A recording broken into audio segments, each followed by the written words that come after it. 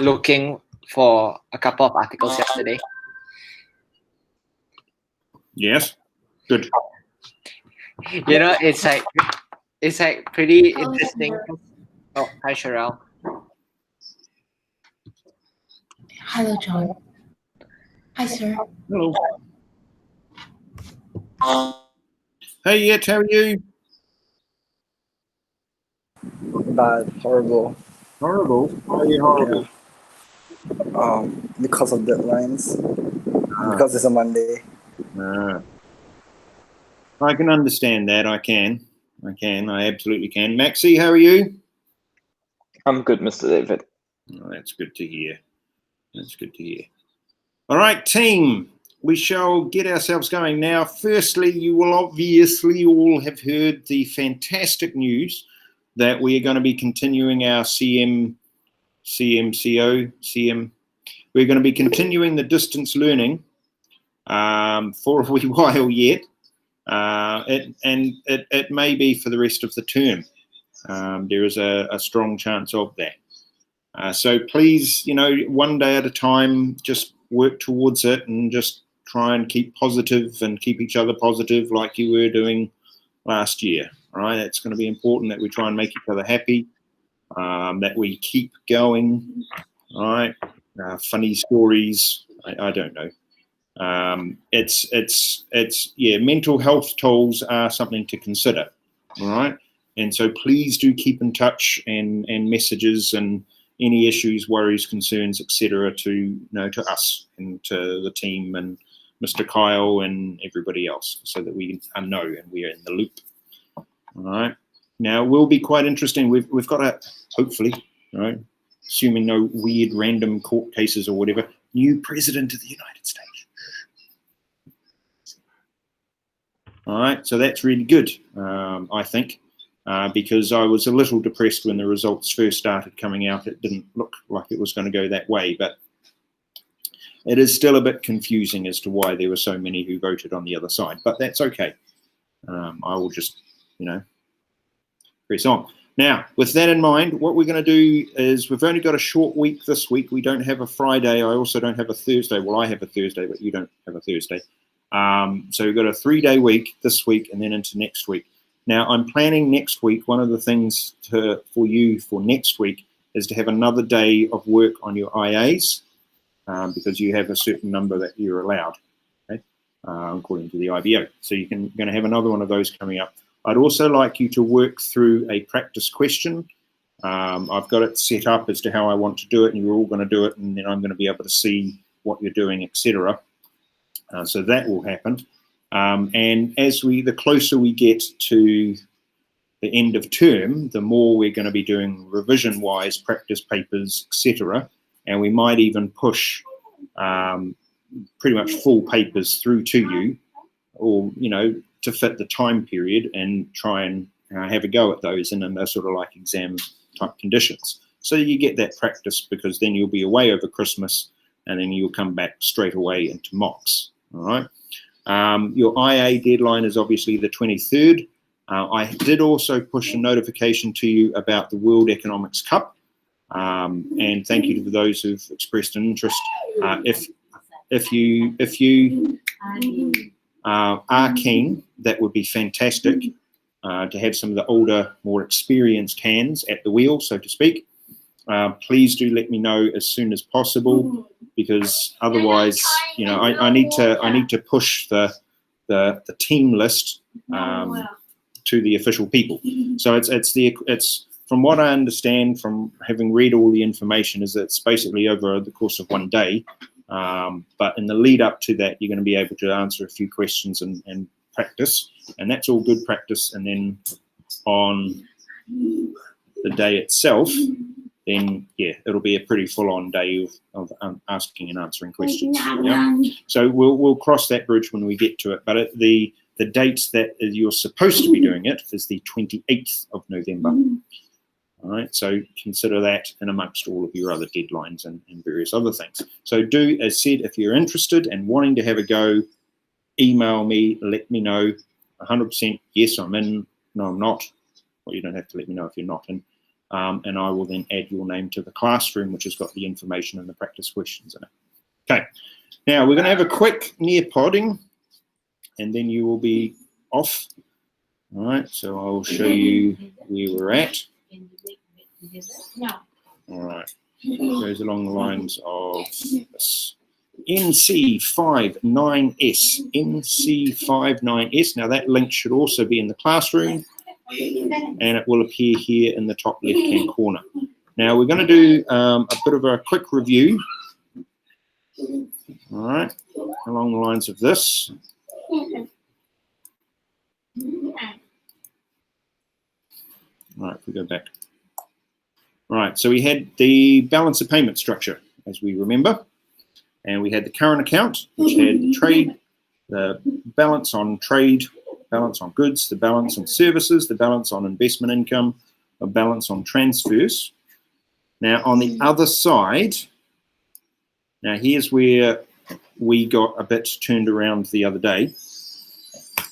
I say we, because I have learnt this years and years ago when it was a very different structure. I have to remind myself of the new structure. All right, so the financial account is where the financial investment comes in. So it's the financial account that's going to balance out the capital account. Then the capital account is actually going to be very small, and it's going to contain any and all sale of transfers of patents, copyrights, franchises, all of those little international trade financial expenditures, right? So you apply for the right to play certain music in a musical, right? Then that goes in there. The transfer of ownership of fixed assets, so you're buying a house in another country, then that goes in there. That's sort of an idea. So it's very little. It's not going to be big, and that's what was borne out by the account that we saw. So the financial account is the big one. That's the one where all of the money needs to go in order to balance out the current account.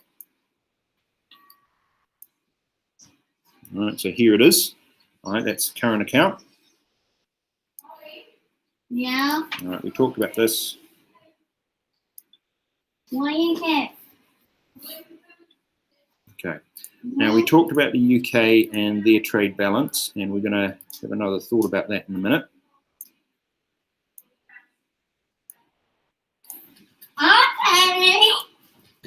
Sorry, it's my son. All right, now one of the last things I asked you to do was to have a shared Google Doc and find real life examples with regards to trade deficits and surpluses and the different accounts within them, right, which is all useful for your real life examples. Now, there's the goods and services here. So, whoops, if I go back.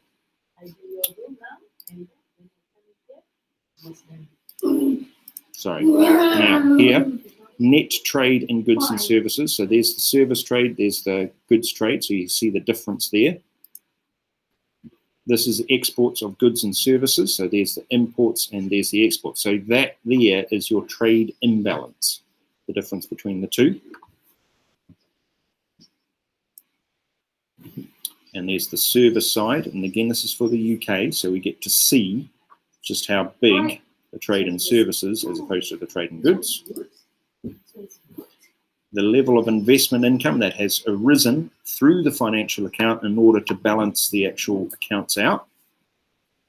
And again, UK foreign investment, same idea. We see over time a dramatic increase in international investment in the UK. This is net transfers. So that's from the idea of the migrant transfers, etc. That has actually declined over time. And here, if we are comparing the current account balances of the UK and the US, we see a really big drop in the US one. Big deficit with the US. And this one is the UK exporting to and from China. So again, just visual ways that you can see the difference in the trade balance here. This is just with one country, obviously major trading partner of China, and you can see the huge, vast gulf in between exports and imports.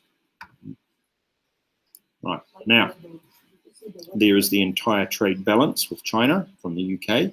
And again, if you look at the percentages here, it's pretty substantial. And then with the EU.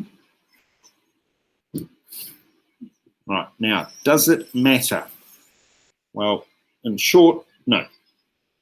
All right, there are vague targets in our macroeconomic objectives about trying to balance the balance of trade, but there's usually, and I know this is, changing, particularly under Donald Trump, they were considering this, having a specific trade balance target, all right, but usually it's just to balance out or to reduce the level. All right, it depends also on the scale of the deficit, how big it is, what implications there are in the short run, so implications on living standards, aggregate demand, etc. Then if it's running a deficit in the short run, it may be doing that because it's importing a lot of capital and technology, in which case it's only a short run phenomenon and it's going to lead to higher economic growth and development in the future, so it may not matter as much. Right, we also consider the fact that the financing, right, can come through the financial account, which means that it may actually just be paid. So we don't actually need to worry too much about that. Particularly, right, if there is a lot of countries with capital who are able to, like Japan and China, who are able to fund the current account deficits, then it really doesn't matter at all. Most countries can operate quite freely with a current account deficit. Right, so what are some of the economic effects of that decline in exports that we saw? We talked about a decrease in aggregate demand. We saw that. There's a multiplier effect, HL level.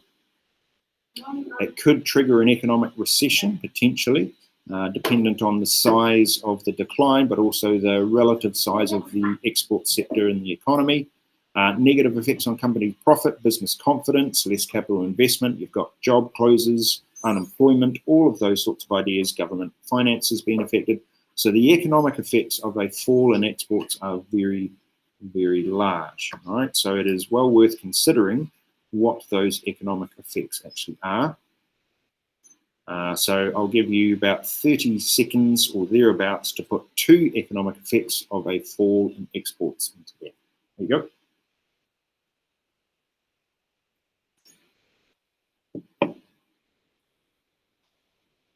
On.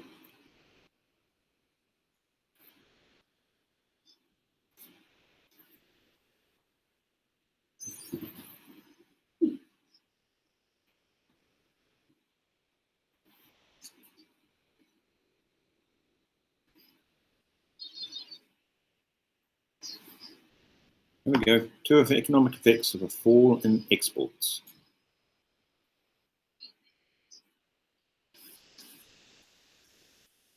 Good.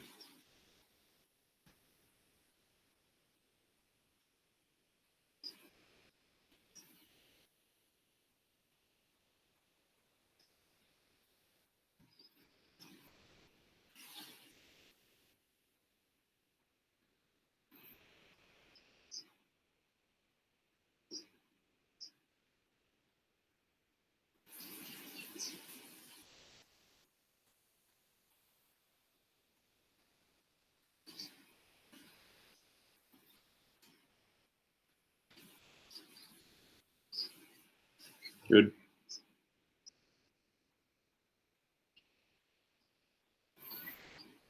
All right, another few seconds.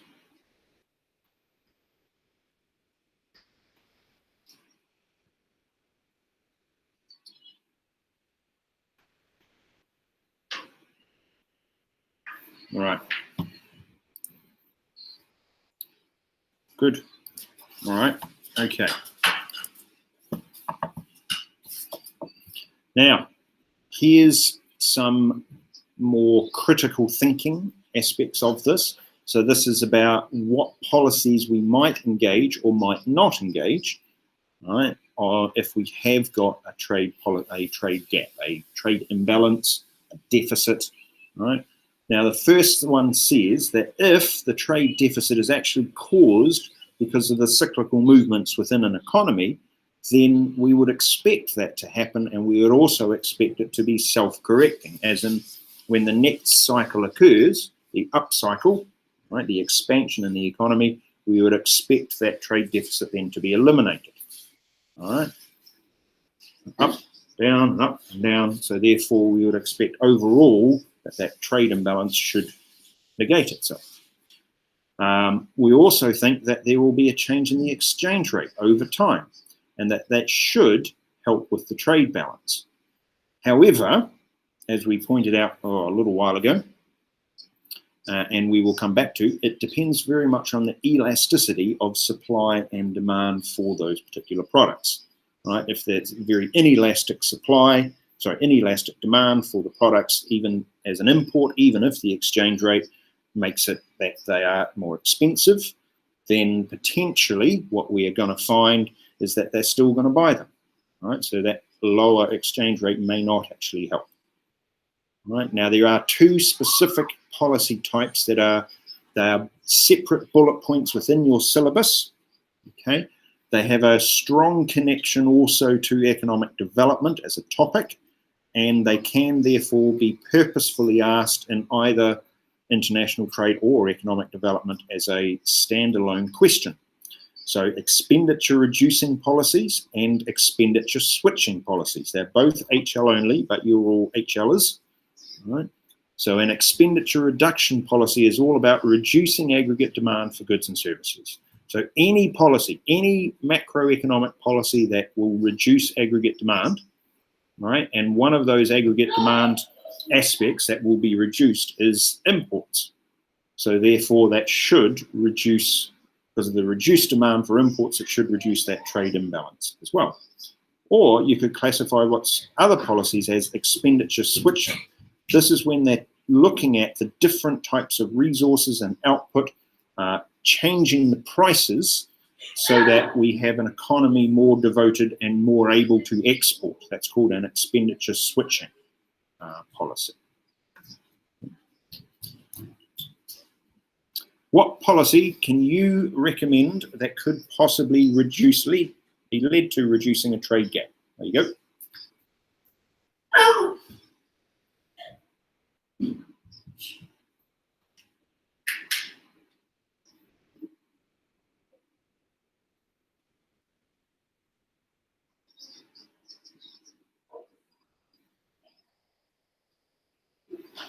All right, have a go just quickly.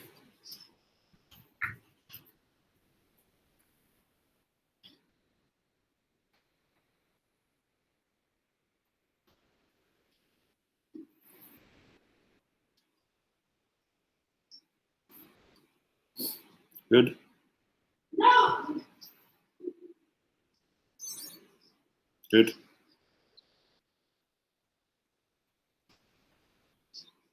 Yes, well done, Shani. Yeah. All right, I'm going to stop sharing now and go back to the meet. Just see you all. There's my team. There you all are. Fantastic. All right, now here's the plan. Okay, I would like you to spend about 10 or so minutes reviewing this material that we've gone through. Okay, making sure you've got a good understanding about the balance payment structure. I know I apologize that I got the capital and financial account wrong, right? But that's because I'm remembering back to when I did it, okay, and using those old resources as opposed to making sure that I updated it. So it's now updated, so what you've got is the right one. You will still find some old textbooks that have got the old structure, unfortunately. So let's hope that you don't see that too often. Where was I? Yes, the other idea, okay, obviously is figuring out the impact of these, right, the deficits, the different policies that can be used to correct the trade imbalances, and we're going to move through that in a bit more detail next time. I do want you to work on your IAs, your commentary 3s, and email me any particular questions, etc. that you have. We will have a session next week, which will be IA only. All right, and you can ask questions and the like. All right, so what we're going to do is we'll finish the meet there, so you've got that extra time to work on your IA, have a bit of a break as well, mental break, and also review the material. Next week, I would like also to have a bit of a work through of a practice paper, and just work through that step by step. All right, otherwise, as we say in the land of my birth, Hei kōne rā, which means goodbye for now. Have a fantastic day. Thank you, Mr. David. Thank you, sir. Thank you, Mr. David. Hi, Mr. David. I can remain, right? Yeah. What did you want to ask? Do you want to still record, or there's no need, right, to record?